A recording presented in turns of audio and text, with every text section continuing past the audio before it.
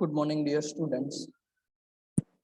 So we have completed with chapter number 5 as well as chapter number 8.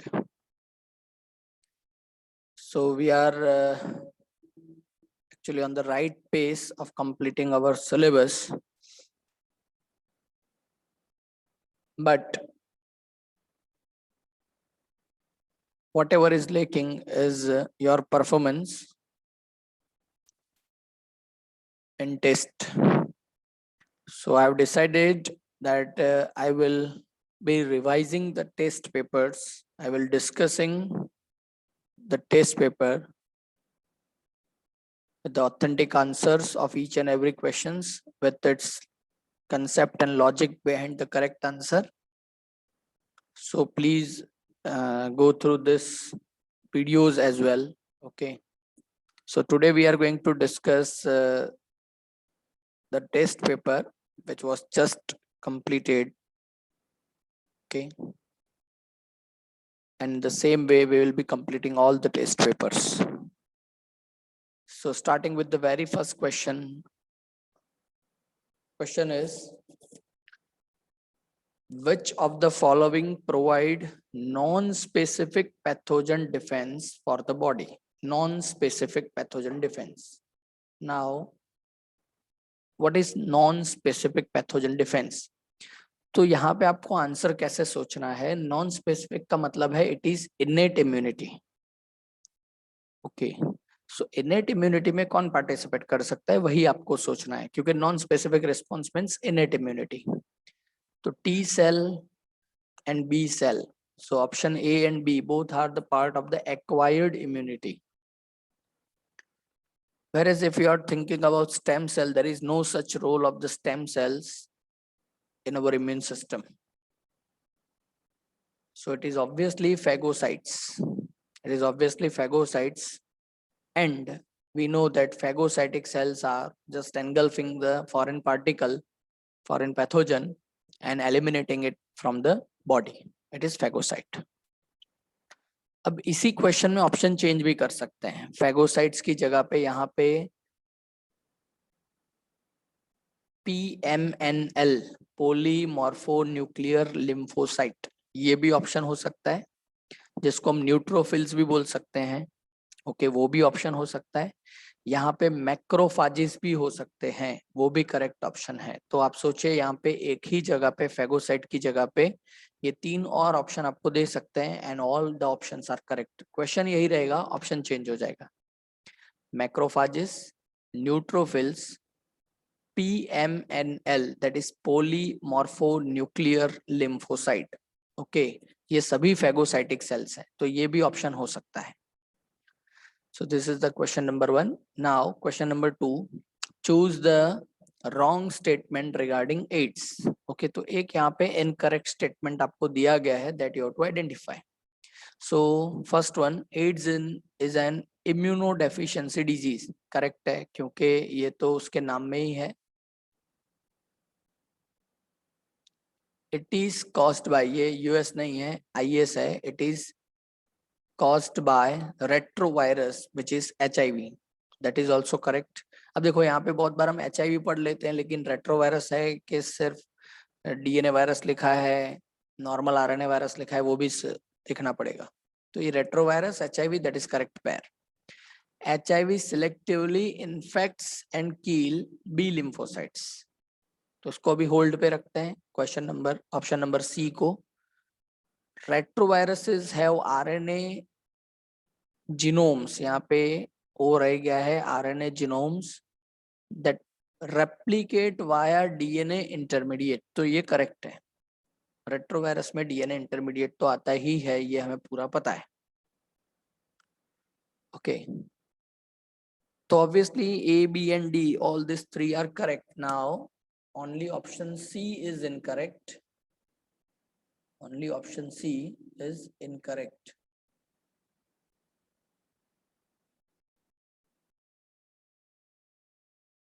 Come to question number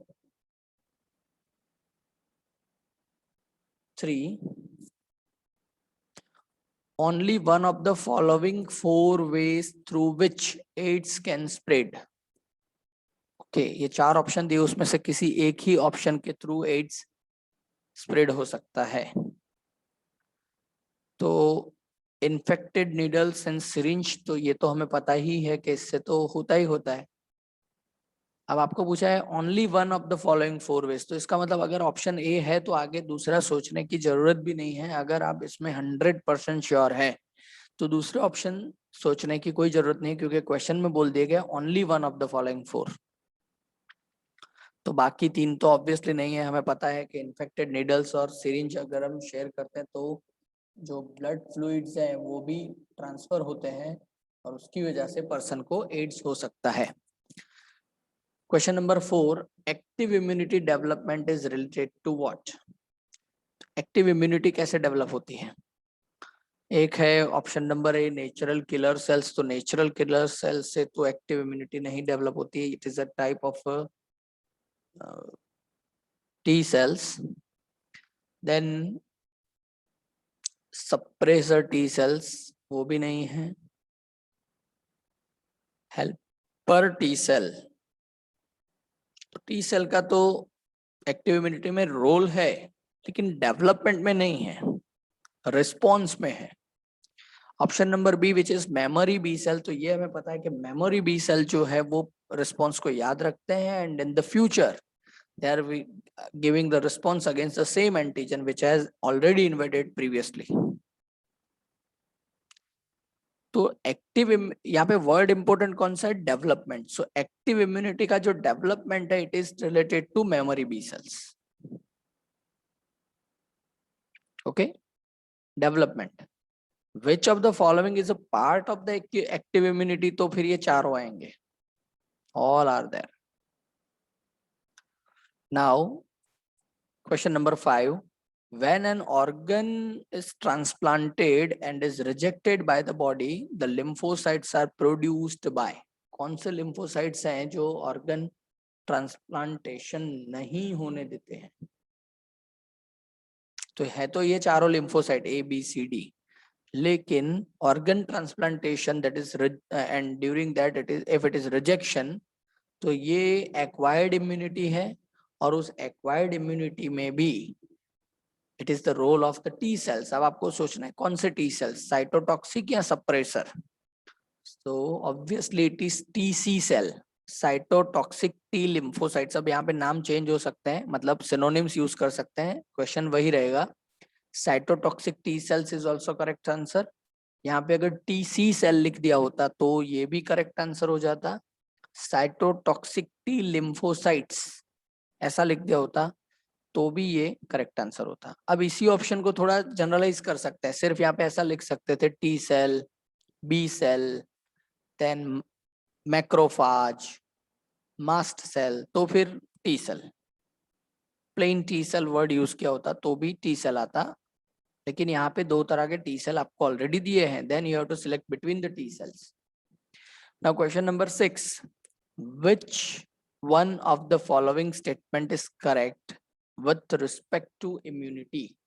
correct statement identify करना है आपको immunity के बारे में। तो first one, preformed antibodies need to be injected to treat the bite by a viper snake. अब ये question हमारे डिस्कशन में आ ही चुका है वैसे। Preformed antibodies need to be injected to treat the bite by a viper snake, क्यों? याद करिए, वाइपर स्नेक के अगेंस्ट में सीरम इंजेक्ट किया जाता है, प्री फॉर्म्ड एंटीबॉडीज उस टॉक्सिन के अगेंस्ट में। ओके, एंटीटॉक्सिन सीरम वो वहां पे ऐड किया जाता है, इंट्रोड्यूस किया जाता है, okay, to the body of the patient through injection. और ये हमारे डिस्कशन में आ भी चुका है, तो ये स्टेटमेंट तो हमें सही लग ही रहा है।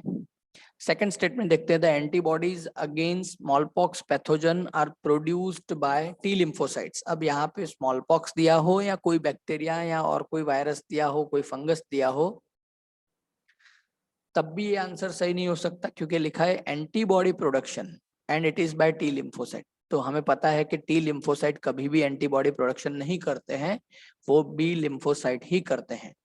तो इस क्वेश्चन को अगर क्रॉस करना होता तो यहाँ पे टी की जगह पे बी लिम्फोसाइट दे सकते थे, तो वो सही हो जाता statement. Then antibodies are protein molecules, okay, each of which has 4 light chains, okay, तो वो गलत है। एंटीबॉडीज प्रोटीन है, आधा स्टेटमेंट करेक्ट है। ये देखिए वैसे तो यहाँ पे ऑलरेडी बोल दिया कि which one of the following statement is correct, मतलब 4 में से एक करेक्ट है और वो हमने आइडेंटिफाई भी कर दिया है, दैट इज ऑप्शन है। लेकिन हम सिली मिस्टेक करके उसकी जगह पे ये स्टेटमेंट्स भी सही बोल सकते हैं, इसीलिए मैं इसको डिस्कस करना हो। ओके, अदरवाइज ये क्वेश्चन नंबर 4 के जो क्वेश्चन नंबर 2 या 3 था उसके जैसा है, ओनली 1, ओके, इस तरह का ही है। तो एंटीबॉडीज आर प्रोटीन, लेकिन 4 लाइट चेन्स नहीं है, 2 लाइट चेन्स 2 हैवी चेन्स, ऐसा है। Then option number D, rejection of a kidney graft is the function of B lymphocyte, तो ऐसा नहीं है। इसके ठीक आगे वाले क्वेश्चन में हमने उसका आंसर दे दिया है, साइटोटॉक्सिक टी सेल। और किडनी या किसी भी ऑर्गन का रिजेक्शन अगर हो रहा है, ग्राफ्ट रिजेक्शन हो रहा है, तो फिर it is the function of the TC cells only. चलिए क्वेश्चन नंबर 7, इसमें बहुत सारे स्टूडेंट्स को क्वेरी थी, which immunoglobulin is produced in primary immune response. तो इसका मैंने कल के लेक्चर में जस्टिफिकेशन भी आपको दे दिया है, that I was incorrect during the discussion time. Okay, I have made silly but important mistake. Okay, so primary immune response में जो first immunoglobulin produce होते हैं, that is IgM. Okay, it is IgM. Okay, it is followed by IgG, ये है। Now question number 8, immunodeficiency makes a person highly susceptible to infection. It is caused by immunodeficiency अगर हो रही है किसी person में, and because of that the person is being susceptible, it is very much prone to variety of the infections. ये किसकी वजह से होता है? So lack of B cells correct है, lack of T cell is also even correct, क्योंकि दोनों ही acquired immunity के पार्ट हैं और दोनों का ही एक्टिव रोल है। तो ऑप्शन ए और बी दोनों करेक्ट है। Come to option number C, lack of both B and T cells, तो ये दोनों को मर्ज कर दिया गया, तो option number C is the correct answer. And the D, none of the above, ऐसा तो हो ही नहीं सकता है। Now question number 9, expand ELISA. Okay, तो इसमें तो और कुछ डिस्कशन का कोई रोल है ही नहीं। Option number A is the correct answer, enzyme linked immunosorbent assay. Okay, this is the correct answer, enzyme linked immunosorbent assay. Come to question number 10. In higher vertebrates, the immune system can distinguish between self and non-self. If this property is lost, मतलब self और non self के बीच में जो discrimination कर सकता है हमारा immune system, वो अगर लॉस हो जाए, ये प्रॉपर्टी अगर, ये करेक्टर अगर उसका लॉस हो जाए due to some genetic abnormality, due to some genetic disease, and it attacks self cells, then it leads to what? क्या इसको हम एलर्जिक रिस्पॉन्स बोलेंगे, क्या इसको हम ग्राफ्ट रिजेक्शन बोलेंगे, क्या इसको हम ऑटो इम्यून डिजीज बोलेंगे, या इसको हम एक्टिव इम्यूनिटी बोलेंगे? तो एलर्जी तो हमें पता है, बाहर से कोई एलर्जन इंट्रोड्यूस होता है उसके बाद हमारा बॉडी रिस्पॉन्ड करता है, तो ऑप्शन नंबर ए तो नहीं है। ग्राफ्ट रिजेक्शन में हमें पता है कि किसी पर्सन का हम टिश्यू या ऑर्गन रिसीव कर रहे हैं, तब उस ऑर्गन या टिश्यू या सेल का रिजेक्शन हो रहा है, तो ये भी नहीं हो सकता है। Option number D, active immunity is a type of the immunity, तो रहा क्या? That is autoimmune disease. अब ऑटो इम्यून, ऑटो का मतलब ही है self, autoimmune disease, self molecules या सेल्फ सेल्स या टिश्यूज के अगेंस्ट में आपका इम्यून सिस्टम रिस्पॉन्ड कर रहा है। So option number C is the correct answer. 11th question, characters of acquired immunity are. उसके एक्वायर्ड इम्यूनिटी जो है उसके कैरेक्टर्स क्या क्या हैं। ओके, देखिए स्पेसिफिसिटी है, yes, acquired immunity specific to the antigen, सबके लिए अलग अलग रिस्पॉन्ड करता है। Difference between self and non self, yes, it is also correct. Retains memory, obviously, तो तीनों ही करेक्ट है, that means all of this. Okay, option D is the correct answer. Come to 12th question, plasma cells are derived from, तो ये हमें पता है plasma cells हमें कहाँ से मिलते हैं, बी सेल्स में से ही हमें प्लाज्मा सेल्स मिलते हैं। And actually the plasma cells are the B cells which are producing antibody. T cells तो है ही नहीं, ओके, इस रोल में साइटोटॉक्सिक हेल्पर हो या मेमोरी टी सेल भी नहीं, जो रहा वो क्या है, that is memory B cell. So option C is the correct answer. Question number 13. How many polypeptide chains are present in IgG immunoglobulin? How many polypeptide chains? अब IgG दिया हो या कोई भी दिया हो, ओके, चार ही होते हैं, 2 light and 2 heavy. Okay, 2 light and 2 heavy. अब देखिए डिफरेंस कहाँ पे हो सकता है। IgG is the monomeric antibody, तो आप यहाँ पे 4 लिख सकते हैं। Even IgD and IgE are also monomeric, तब भी आप यहाँ पे 4 लिख सकते हैं। What about IgA which is dimeric, तो 8 हो जाएंगे। What is about IgM which is pentameric, याद करिए डिस्कशन स्लाइड याद करिए, IgM विच इज पेंटामरिक, तो फिर क्या हो जाएगा, 4 into 5, 20 polypeptide chains are there, क्योंकि एक इम्यूनोग्लोबुलिन IG में 4 चेन होते हैं, 2 लाइट 2 हैवी। अगर वो डायमर है तो 4 लाइट 4 हैवी, दैट इज 8। अगर वो पेंटामरिक है तो 10 लाइट 10 हैवी, दैट इज 20। इस तरह से हो जाएगा। Question number 14, AIDS is caused by, तो हमें पता है एड्स जो होता है वो वायरस से ही होता है, तो ब्लड कैंसर तो ऑब्वियसली नॉन स्पेसिफिक यहाँ पे ऑप्शन दिया गया, बैक्टीरिया तो है नहीं। अब आपके सामने आंसर में 2 वायरस बचते हैं, बी एंड डी, उसमें से डी है that is tobacco mosaic virus, वो तो प्लांट का है। अब बचा कौन, HTLV। अब देखो आपको इसका फुल फॉर्म भी याद नहीं है, फिर भी आप आंसर दे सकते हैं, जरूरी नहीं है कि आपको फुल फॉर्म याद हो, MCQ में ये इंपॉर्टेंट है। Okay, you should know about the tricks and keys. HTLV इसका फुल फॉर्म है human T lymphocyte virus. Come to question number 15. Passive immunity can be obtained by injecting. Passive immunity, indirect, जिसमें आपका body खुद antibody develop नहीं कर रहा है। चलिए, एंटीजन अगर आप इंजेक्ट कर रहे हैं तो फिर आपका बॉडी एंटीबॉडी उसके अगेंस्ट में डेवलप करेगा, तो ये पैसिव नहीं हुआ, ये एक्टिव हुआ। जैसे कि vaccine, okay, vaccine is nothing else, it is antigen, तो आपका बॉडी उसके अगेंस्ट में एंटीबॉडी डेवलप कर रहा है। एंटीबायोटिक्स का तो कोई रोल ही नहीं है, और वैक्सीनेशन, ओके, तो ये भी ए और डी दोनों almost similar kind of the options बन रहे हैं, तो ये भी नहीं है, वैक्सीनेशन में भी आपका बॉडी ही डेवलप करता है। ऑप्शन नंबर बी, एंटीबॉडीज जब आप इंट्रोड्यूस करते हैं, डायरेक्ट प्री फॉर्म्ड एंटीबॉडीज आपके बॉडी में ऐड कर रहे हैं, इंट्रोड्यूस कर रहे हैं, then it is passive immunity, your body is not directly involved in that. Now question number 16, immediate hypersensitivity which result in the release of histamine and other inflammatory substances is mediated by immediate hypersensitivity। मैंने आपको 4 तरह के hyper sensitivity बताए थे, hypersensitivity type 1, type 2, type 3 and type 4।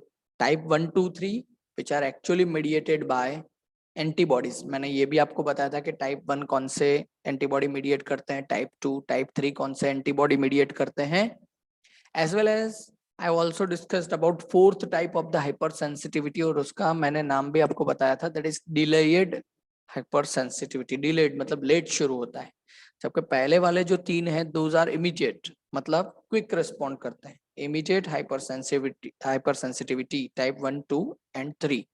अब ये तीनों में हाइपर सेंसिटिविटी तो तीनों ही इमीडिएट है, लेकिन ऐसी इमीडिएट हाइपर सेंसिटिविटी कि जिसमें histamine and other inflammatory substances are released.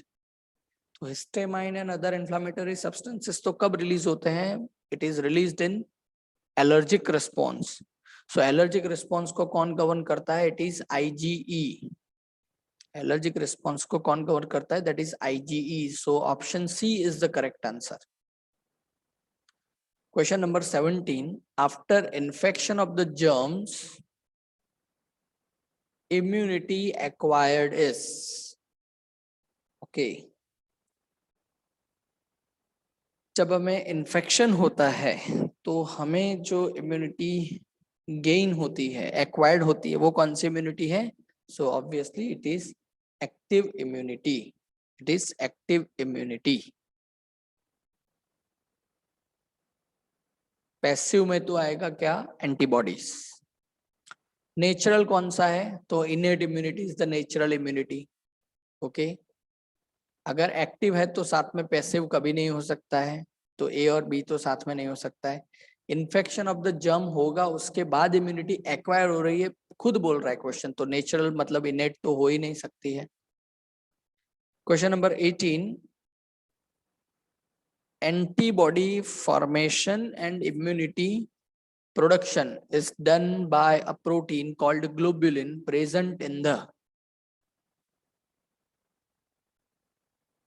तो आरबीसी में तो नहीं होता है ये ग्लोबुलिन, हमें पता है। It is actually present in the liquid part of the blood which is plasma. तो इसको भी डिस्कस करने की कोई ज्यादा जरूरत नहीं है। Question number 19. AIDS is caused by HIV that principally infects which cells? तो हमें पता है कि टीएच सेल्स को ये इन्फेक्ट करता है। हेल्पर टी सेल्स, उसका काम है बी सेल और टी सेल को एक्टिवेट करना, मतलब B lymphocytes as well as cytotoxic T lymphocytes को एक्टिवेट करना। जबकि आपका टी एच सेल ही इन्फेक्ट हो जाएगा तो फिर आपकी एक्वायर्ड इम्यूनिटी एक्टिव नहीं होगी। चलिए, antibodies are produced by which cells? Erythrocytes मतलब आरबीसी तो नहीं है, थ्रोम्बोसाइट मतलब प्लेटलेट्स भी नहीं है, मोनोसाइट्स भी नहीं है, इट इज एक्चुअली लिम्फोसाइट्स। तो लिम्फोसाइट में भी हमें पता होना चाहिए antibodies are produced by B lymphocytes. Produce होते हैं लेकिन उसके अंदर नहीं होते, it is actually released in what? Plasma. Okay. Now question number 21. Short lived immunity acquired from mother to fetus across placenta or through mother's milk to the infant is characterized by. Mother is providing immunity to the fetus during pregnancy, as well as mother is providing the immunity through her milk to the infant. This is the immunity which is passive immunity. देखिए, इनेट तो है नहीं, by nature अभी उसको कुछ मिला नहीं। Antibodies जो है वो बाय नेचर नहीं है, इट इज एक्वायर्ड। अब ऑटो इम्यूनिटी तो हमें पता है it is disease. Active immunity, तो एक्टिव में तो पैथोजन का इंट्रोडक्शन होना चाहिए, then only it can be gained. लेकिन यहाँ पे तो मदर जो प्लासेंटा के थ्रू एंटीबॉडी उसको इंट्रोड्यूस करवा रही है, that is IgG by crossing the placenta, as well as through milk it is IgA. तो मदर खुद एंटीबॉडी ही प्रोवाइड कर रहे to the foetus as well as infant. It is a kind of passive immunity. चलिए, question number 22. Humoral immunity is due to. Humoral, तो humoral immunity का हमें पता ही है already, it is B lymphocytes. इसमें और कुछ सोचना ही नहीं है। Humoral immunity is B lymphocyte. Okay, cell mediated immunity is T lymphocyte. बाकी दो ऑप्शन जो हैं that is C and D, ये तो नॉन स्पेसिफिक है, ऐसे कोई lymphocyte है ही नहीं L and P. Okay, it is just to complete the number of options. Question number 23. A certain patient is suspected to be suffering from acquired immunodeficiency syndrome, मतलब उसको ads हुआ है। Which diagnostic technique will you recommend for its detection? obviously it is ELISA test. Okay, ELISA test is important for this. इसमें भी discussion का कोई role नहीं है. Question number 24, HIV causes reduction in. अब ये क्वेश्चन रिपीट हुआ है in other words. Okay, it is actually causes the reduction in TH cells only, T helper cells. Okay, only. Question number 25, a molecule that activates an immune response is called. Activates बोला है. अब देखिए यहाँ पे बहुत students की गलती हुई होगी. सी और डी ज्यादातर लोगों ने नहीं लिखा होगा, म्यूटाजन एंड कार्सिनोजन, लेकिन ए और बी में सिलेक्शन में गड़बड़ ऑब्वियसली हुई है. एक्टिवेट्स लिखा है तो ऑब्वियसली आपके इम्यून सिस्टम को प्रोवोक कौन करता है, एक्टिवेट कौन करता है? It is actually option B which is antigen, not antibody. Antibody तो आपका इम्यून सिस्टम एक्टिवेट हो जाने के बाद प्रोडक्शन होता है उसका. It is actually the product of the activated immune response. Okay, so it is antigen which is activating your immune response. Question number 26, the immunoglobulin abundant in colostrum. So it is option D, IgA. Secretory antibody इसको बोला जाता है. Tears में भी होता है, as well as mother का जो मिल्क है, particularly the first milk after the delivery which is known as colostrum, उसमें भी यही होता है. 27th, match the type of the immunity listed in column number 1 with the examples listed in column number 2. Choose the answer that gives the correct combination of alphabets of the two columns. Okay, चलिए. Natural active immunity. Okay, natural active immunity आपको identify करना है यहां से.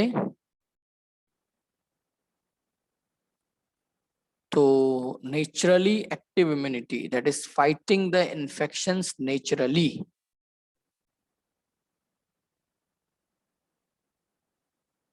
Okay, then artificial passive. अब ये question 2-3 बार repeat हुआ है, फिर भी कुछ स्टूडेंट्स का गलत हुआ है. मतलब ये पैसिव और एंटी सीरम वाला. Artificial passive immunity, that is are injection of the antiserum to the travellers. तो पर्टिकुलरली कोई किसी एक ऐसे कंट्री में जा रहा है, से for example someone is trying to have visit in India right now.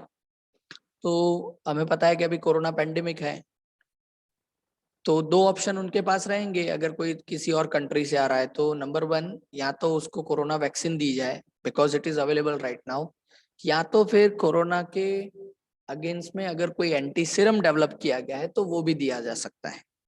Okay, तो artificial passive, that is injection of the antiserum to the traveller. Then artificial active. तो यहाँ पे अब आपको सोचना है एक्टिव, नॉट आर्टिफिशियल. पहले active के बारे में सोचिए, पैसिव के बारे में सोचिए. एक्टिव मतलब हमें एंटीजन इंट्रोड्यूस करना है. आर्टिफिशियल एक्टिव, अब एक्टिव में एंटीजन एंटर होगा, लेकिन आर्टिफिशियल एक्टिव का मतलब क्या होगा?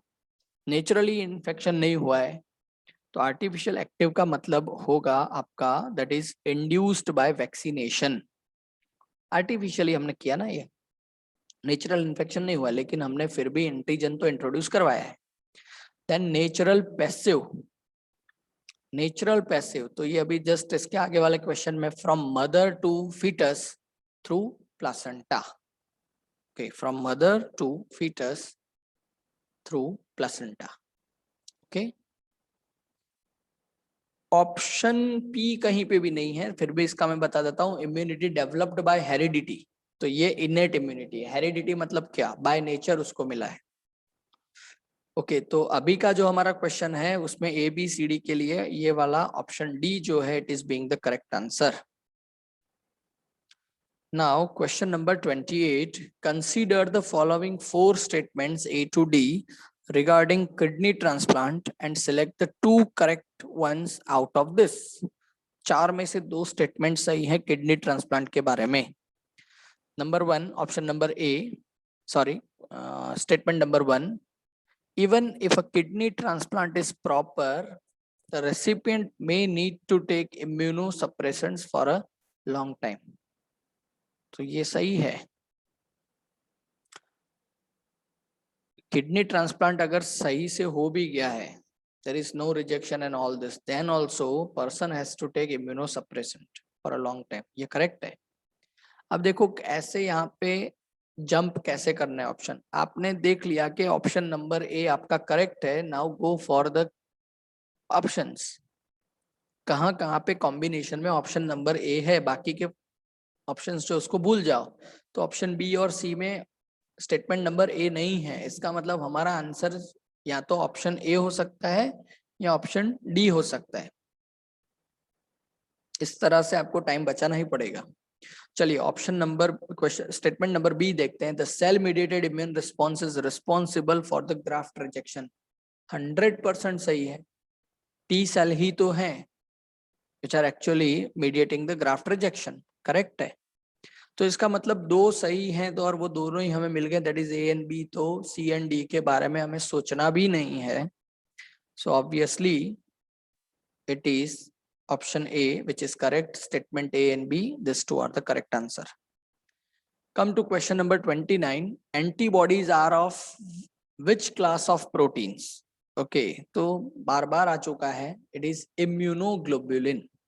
इसमें कोई डिस्कशन का रोल नहीं है. Question number 30. Select the correct statement with respect to disease and immunization.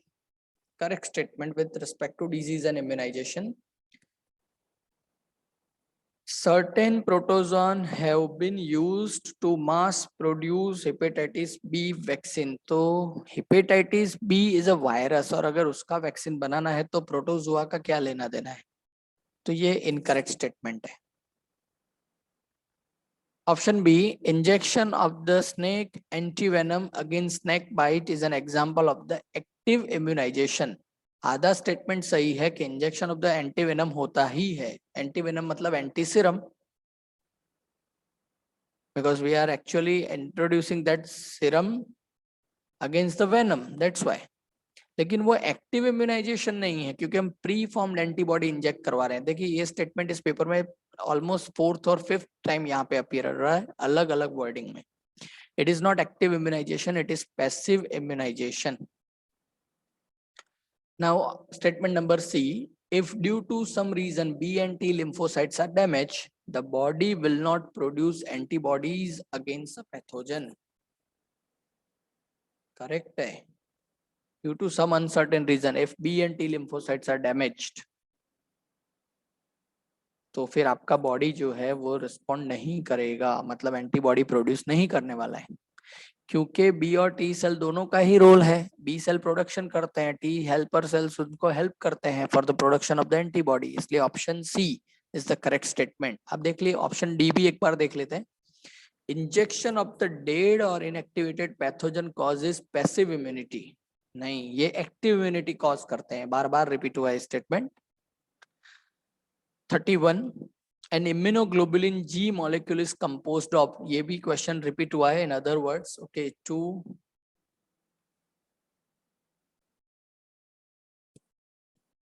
identical heavy chains and 2 identical light chains. Okay, this is the correct answer.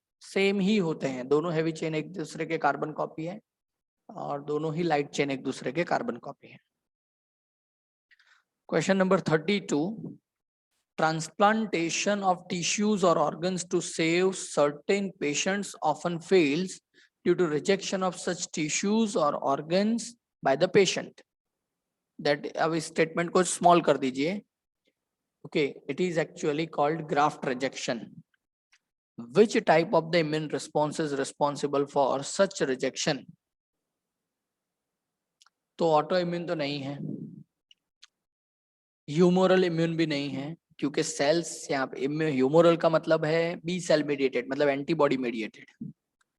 Physiological भी नहीं है, it is actually cell mediated immune response और आप इसको बोल सकते हैं cytotoxic T cells mediated immune response. That is question number 32. 33. Antivenom against snake poison contains. Okay, अब देखो इसका आंसर आगे ही एक क्वेश्चन में छुपा हुआ है। ओके 30 नंबर का question, antivenom against snake poison contains what? Antibodies. Okay so option C is the correct answer. Now 34, a person likely to develop tetanus is immunized by administrating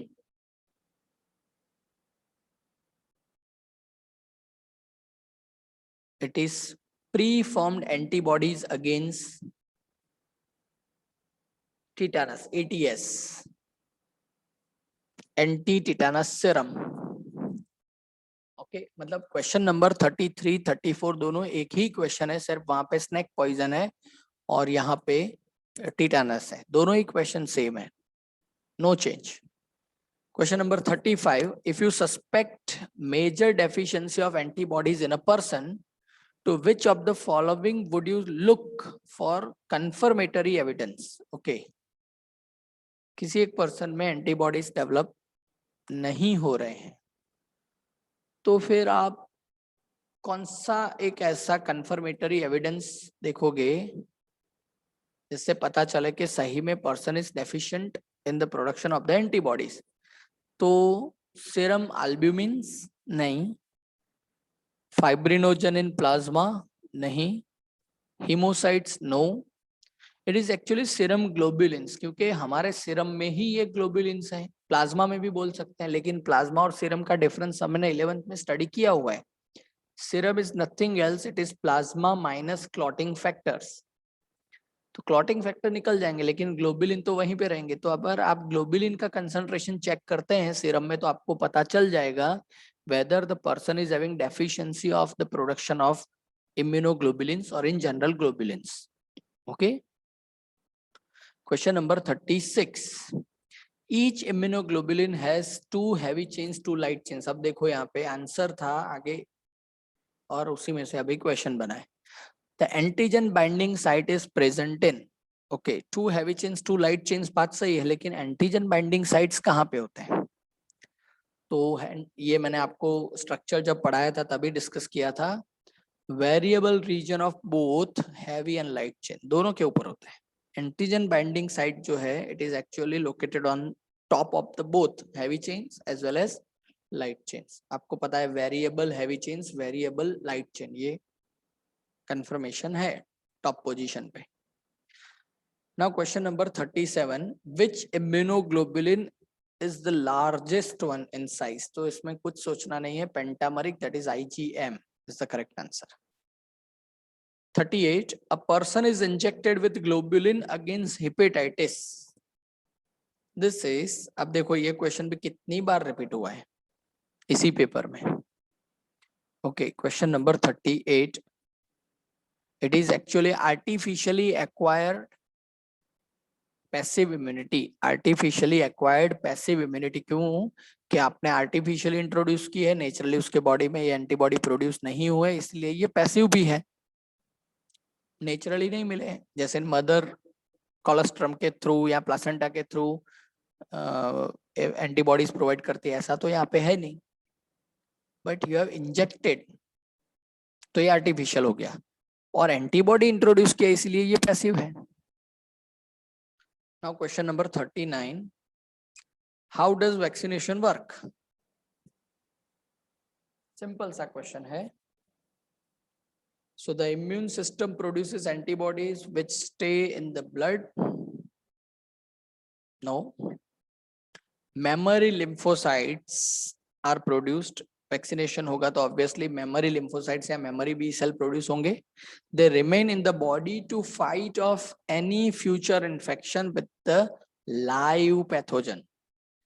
Cells produce होते हैं और sales वहां पे life time रहते हैं। In future if there is an infection of the same pathogen naturally, तब वो antibody produce करेंगे। यहाँ पे ऑप्शन ए देखने में सही लगता है लेकिन ऐसा नहीं है, एंटीबॉडी नहीं प्रोड्यूस होते हैं, एंटीबॉडी तो सबसिक्वेंट एक्सपोजर के टाइम पे ही प्रोड्यूस होते हैं।